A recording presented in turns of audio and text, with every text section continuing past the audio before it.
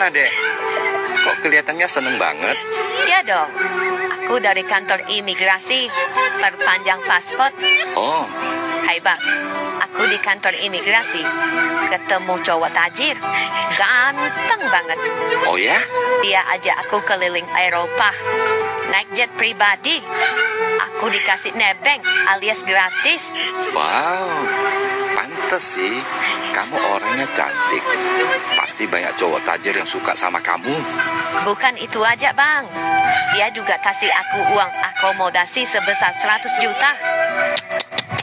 Wow, sudah dikasih nebeng jet pribadi. Dapat uang lagi. Abang iri ya? Iya sih. Hai Dek, naik jet pribadi itu mahal banget loh. Miliaran. Iya ya bang, sampai aku bersujud syukur bang.